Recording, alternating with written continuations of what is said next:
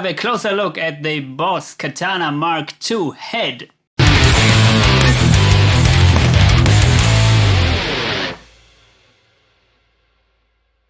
You may have heard of the Boss Katana amp series, which is basically a series of modeling units, which is very affordable, and they offer different kinds of this unit. For example, some combo units with built-in speakers, 50-watt version, 100-watt version. Also, a more expensive version, I think it's called Katana Artist or something, which, in my opinion, has a better built-in speaker. Also, some desktop versions like the Katana Air, and also a head version, which you can see there. And this is the Boss Katana Mark II head, and it has a 5-inch built-in speaker where you can practice at bedroom level, but also it's supposed to work with a conventional guitar cabinet. So I connected it now with a 2x12 cabinet with two vintage 30 speakers, and mic'd it with an SM57, and that is the sound you're hearing.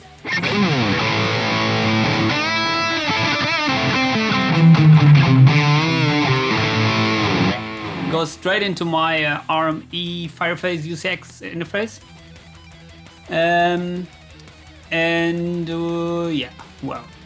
So we will have a closer look at my high-gain patches, and also I would like to share my opinion about this modeling unit with you beautiful ladies out there.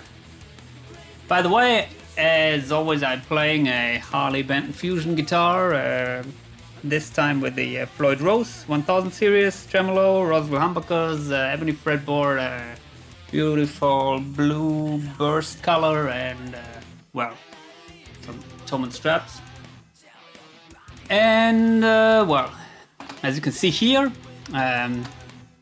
I've opened the Katana editor, and that is the first thing I would like to mention. On the head, you basically only the knobs you can see here, and for example, if you take a look at the modulation knob here, which is now turned off, as you can see by the light here, you have the ability to select 3 different modes of this knob. For example, I can show you here. Turn it on. So you have a green version, a red version, and an orange version. You can assign different effects to this modulation. But as you can see here, these are all the beautiful Boss effects you can assign. So you can assign maybe 3 different versions to each color one, and on the actual head you have only the ability to choose from these 3 pre-assigned modulation effects. But if you want to use other modulation effects, then you have to use the editor. So I would definitely recommend, if you own one of the Katana series modeling units, to use the editor, because it's way more flexible, and this is it's maybe the key to get to a good sound with the Katana. Because here you have, as I will show you in a second, access to different equalizers, and you can assign it flexible and change the effects chain. So that's basically something you can only do with the editor, and not on the actual head with the few knobs there. So please use the editor. Okay.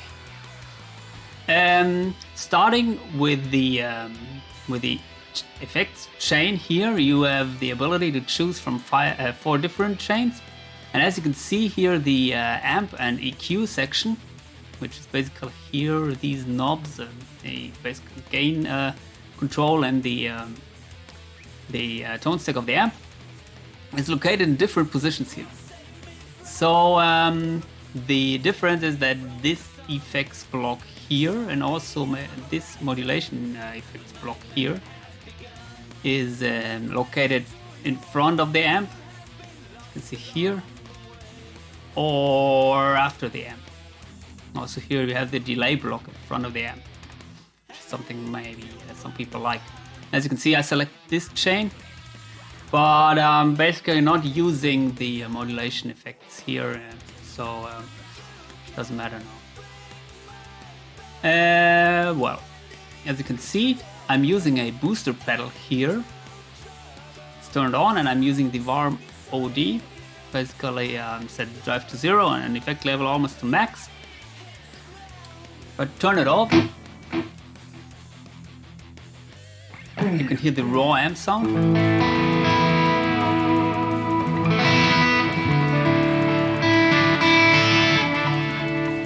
As you can see, I'm now in the Crunch amp model. By the way, you have 5 amp models here, and you can choose between 2 variations with each amp model. For example, this might be sound a little bit more vintage to me, but I'm using the other variation, the modern one. As you can see, it's cleaning up beautifully.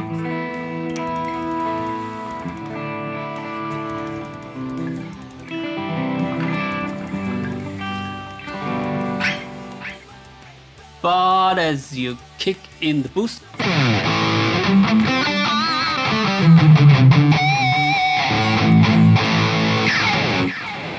you get into high gain territory, as we all love.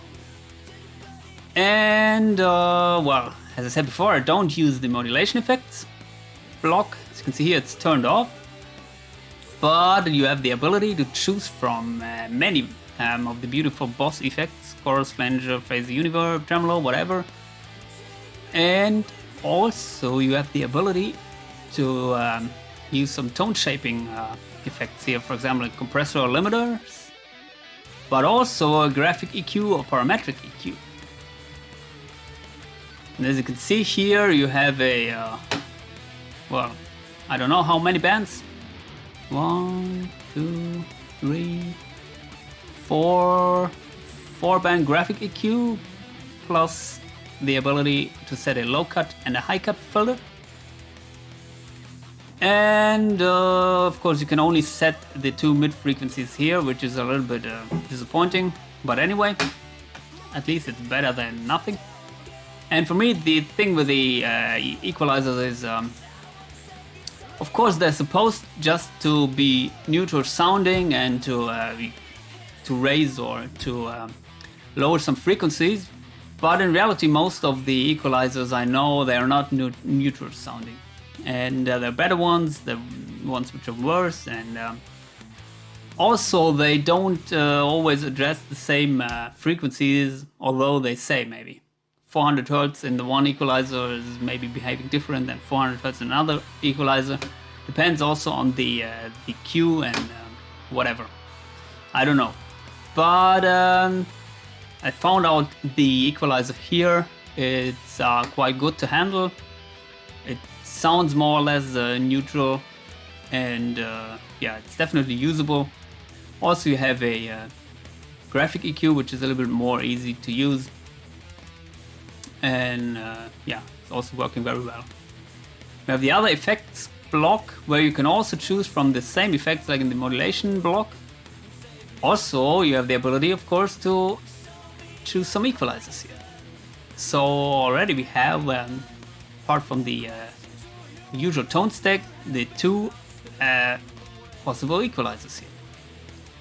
And we have the delay block, which I'm using now with the tape echo. And I think you can use some stereo effects if you, of course, you need then at least 2 speakers. Now, as I'm miking only my speaker with an SM57, I'm going mono, so I cannot show you the stereo effect. Another delay block, and the delays you can see here.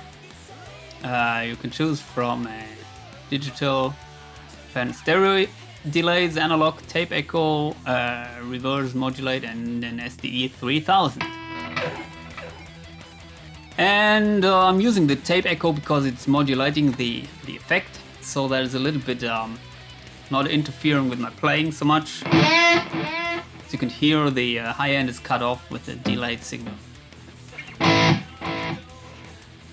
don't know if you could hear it, but here in the room it's definitely audible.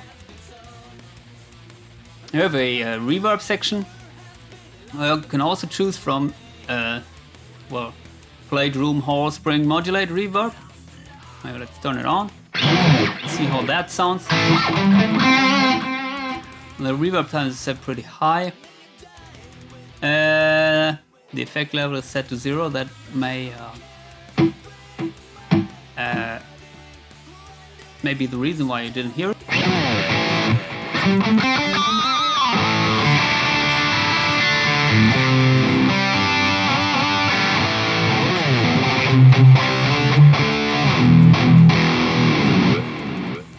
It's yeah, definitely usable. Usually I like to cut the high frequencies in the reverb because I found it to be a little bit annoying if the reverb is also reflecting the higher frequencies. But in a setup with a conventional guitar speaker, usually I don't use the reverb because then you have the natural reflections of the room anyway. And well, sometimes when I'm playing by myself I use it, but in a live situation I definitely not use the reverb.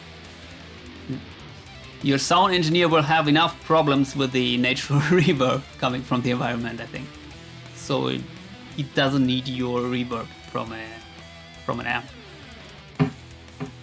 You have the ability to connect an external pedal, which I didn't do now, and you have another equalizer which is located after the amp. You can see here, well, you can choose also between the amp in and amp out here, but yeah, I choose the amp out position, so I'm using this for my overall tone shaping. As you can see here, there's some drastic settings. I'm using a low cut at 100 Hz and high cut at 5K.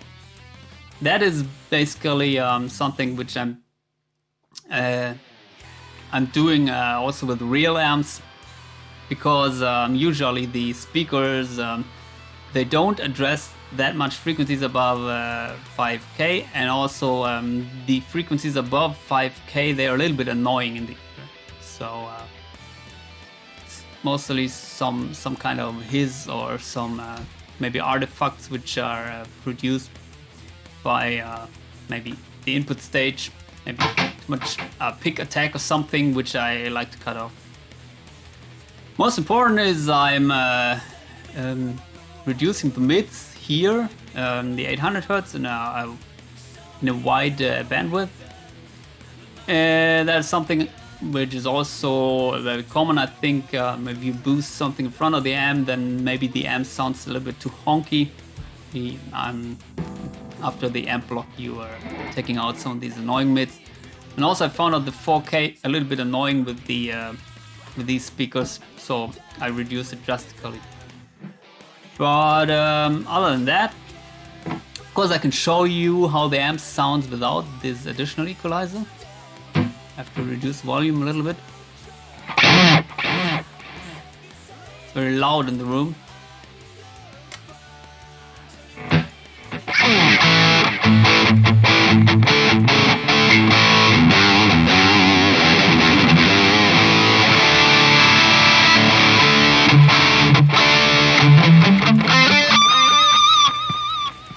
And I found this to be very harsh and not pleasant to my ears. Choose maybe the other variation of the amp model.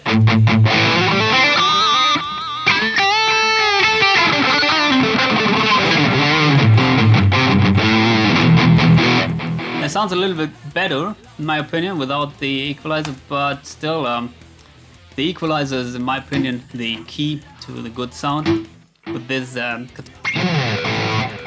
And as you may guess, you cannot address this equalizer from the panel of the amp, so you have to use the editor to if you want to use the equalizer, and that is for me the key. So well, that is my basic well, lead patch. Also, I use this sound for rhythms. I just switch off the delay. I got a noise gate here. Also, this is not accessible, I think, from the head, from the knobs on the head. If I turn it off, of course, you will hear the floor noise, and you don't have much controls here, as you can see. Just set the threshold. I like to raise it until the background noise disappears, and then a little bit more. Still, I want to be able to play legato.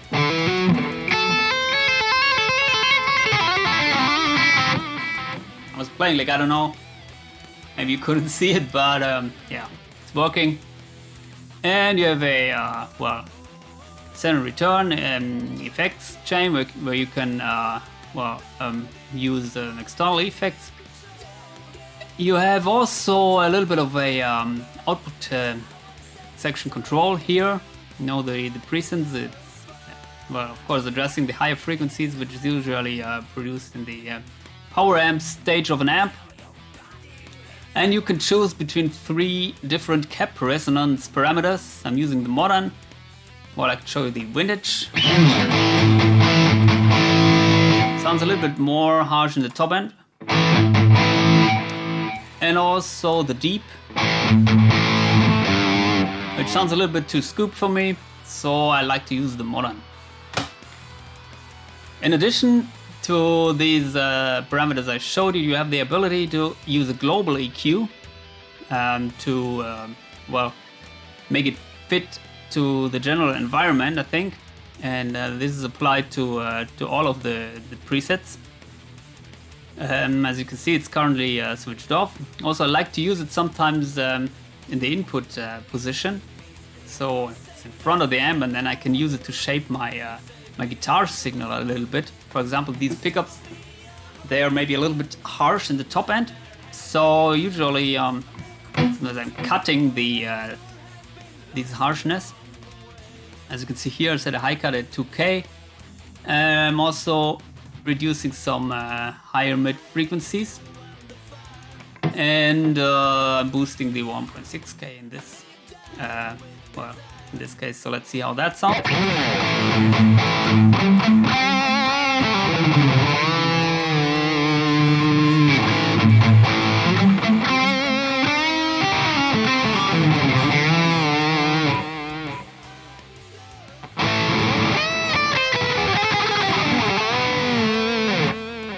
I found out boosting the 1.6K is somewhat the key to get near the sound of the famous Seymour Duncan TB4 and SH4, whatever you may call it.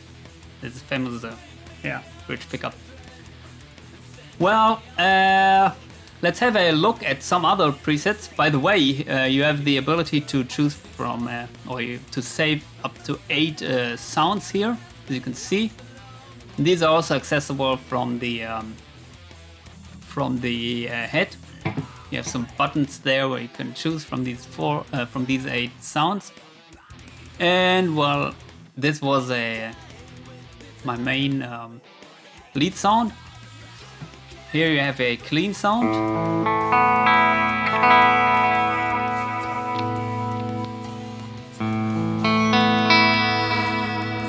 I like to use it with the neck pickup and the coil split, so that's what you're hearing now. It's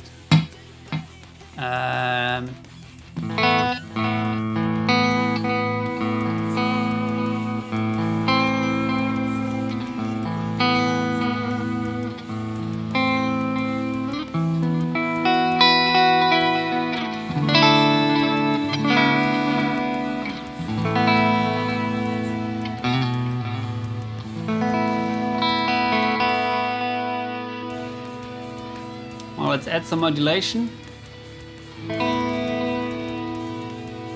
Maybe some flanger. Let's see how that sounds.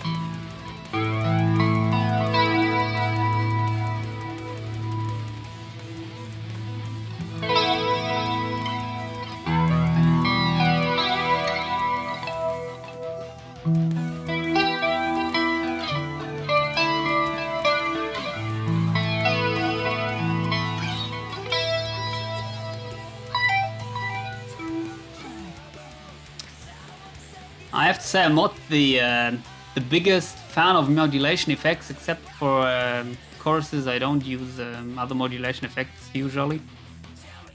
But what I do like is the Univiber tremolo. Sometimes, although this is not, well, the tremolo might be not a modulation effect, it's just reducing the overall level.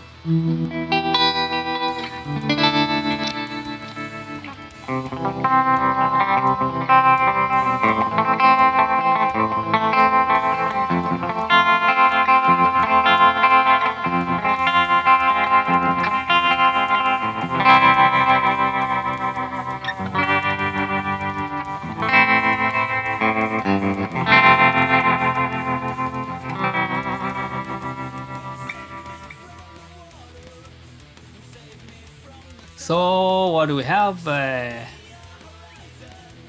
is the vibrato?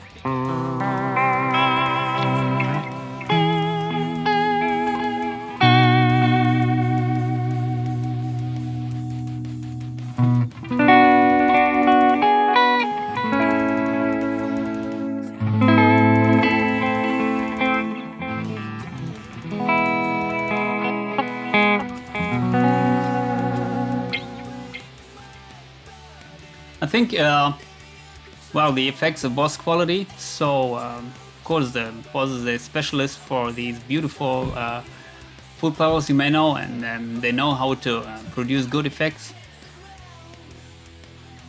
I don't want to get now deeper into that, just show you maybe another sound I created. This is a high gain sound which is a little bit more of the upper mid-range frequency.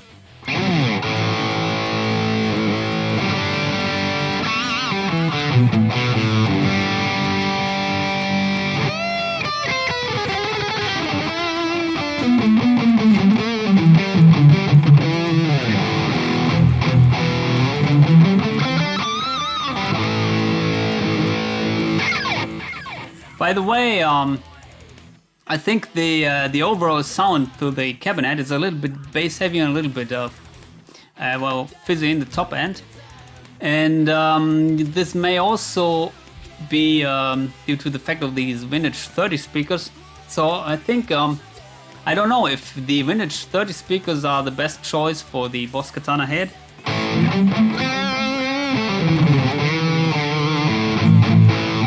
And of course there are differences between different vintage 30 speakers, different brands, and also different cabinet constructions. So in this cabinet, well, they sound a little bit very harsh in the top end, and also put it on the ground now so you can hear very much bass frequencies.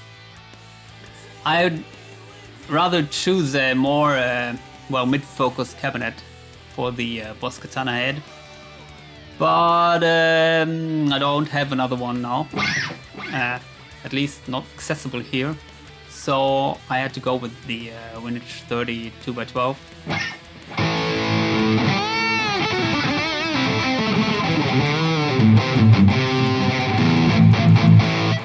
This is basically also a Harley Benton cabinet. I don't know if you can see it there. Well, it's over there. Oh. Occasionally I turned on the camper, and yeah. So my overall opinion of this unit is, well, it's very usable and also very flexible. As you can see, you have the ability to choose from maybe 1, 2, 3, and on global EQs, so maybe 4 equalizers, and also you have the ability to choose from these 5 beautiful amps, and well, also from some variations. And although I showed you only now the crunch and the clean amp model, well, the other amp models are also very usable. The downsides for me are basically that you can only store up to 8 presets here. That's definitely something which is not enough for me. And if I would use it, maybe I would in a live situation, maybe I would use an external effects in the effects loop, and then maybe I would just save my 8 favorite bread and butter sounds without effects, and then let the external effects unit do the switching. I think it's also MIDI accessible, so you can switch from one patch to another via MIDI control. And well, other than that, it's about maybe €400 here in Europe. It's very cheap. There are not that much competitors of this quality in this price range. So if you're on a budget, or if you're looking for a good solution, also if you like playing with a amp in the room sound, I would definitely recommend this one. And also I prefer this head version over the combo versions, because I found out that with a bigger cabinet, maybe 2x12 or also 4x12, you have way more possibilities to find your right sound. So I hope this helps you to get the first impression of the Boss Katana Head Mark II. And well, if you like the video, please like or subscribe and put your comments below. Well, see you soon. Bye.